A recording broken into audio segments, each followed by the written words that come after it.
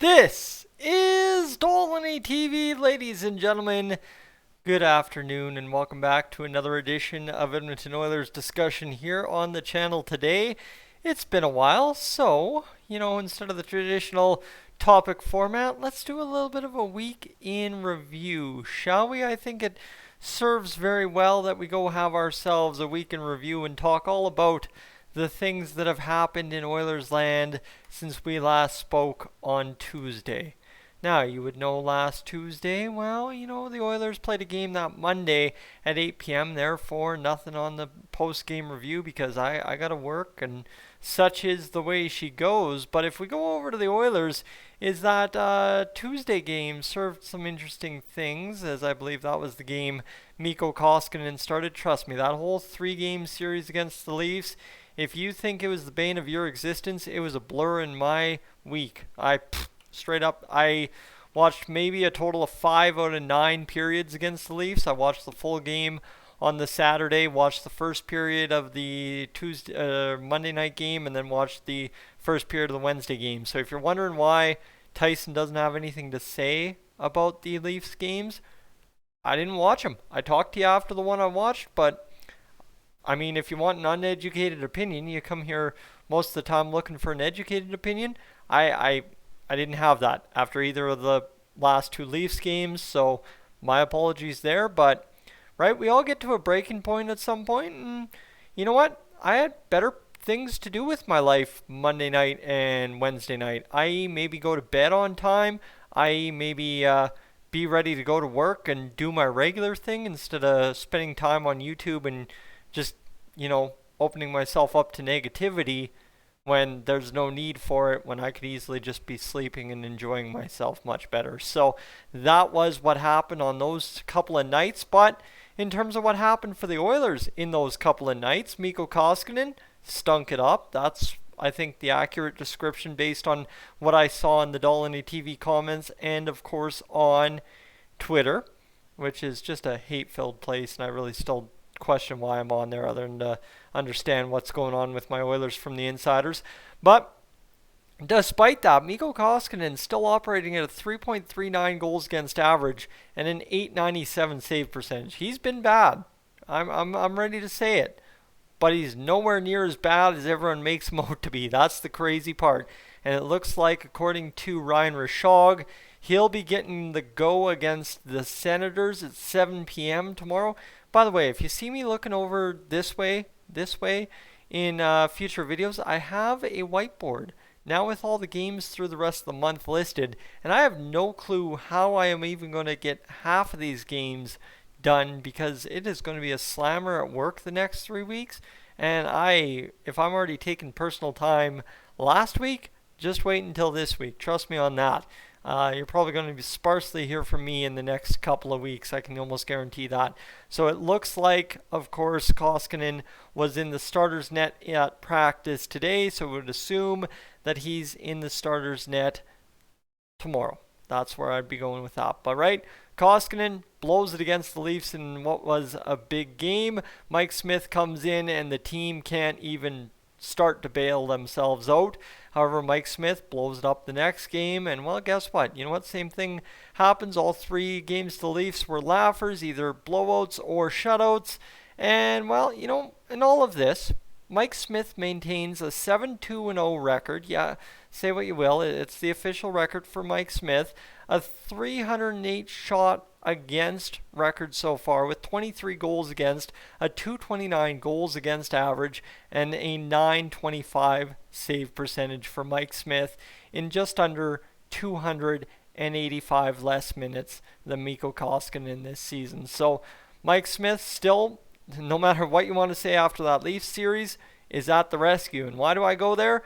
Because, that first period against the Calgary Flames last night, it could have easily been 5-6 nothing the way the Oilers were giving up shots on goal and the way the goals were going in against the Oilers in that Leafs series. But like I said, this is a week in review, so we move on to Calgary, where Mike Smith gets the job done in the first period. The Oilers, they get the job done in the second and third period, and they come away with a come-from-behind victory that, to my surprise, actually not at all, totally erases everything that happened in that Leafs series. Now you've got from that Saturday, actually, where did we finish up? We finished up on Wednesday against the Leafs. So from Wednesday to Saturday, if that makes sense. Does that make sense? Yeah, I think that makes sense.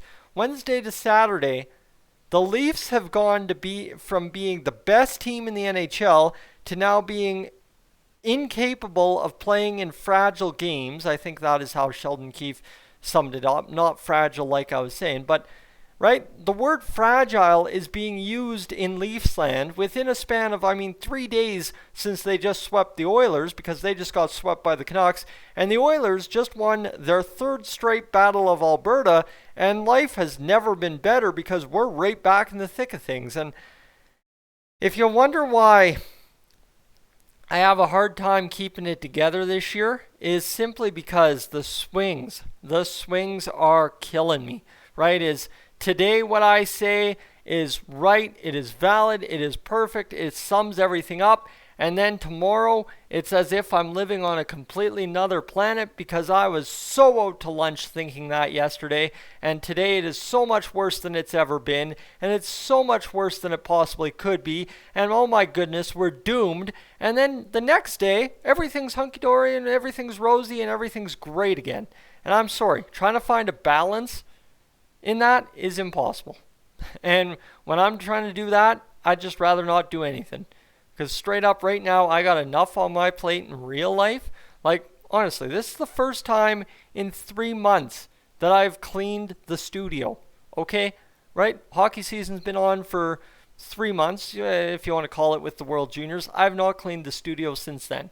That's the only reason I'm actually doing this video right now, is simply because I got my life taken care of. I've got 11,000 steps in, 8,000, 11,000 steps.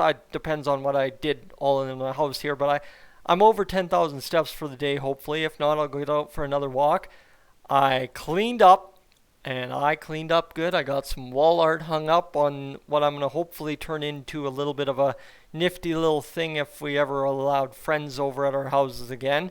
And you know what? Generally speaking, I was productive today. I was productive this weekend, right? I got things done. I went, hey, you know what? I went and shopped for clothes hangers. I've needed clothes hangers for all the suits and stuff for a long time, and all my shirts and stuff.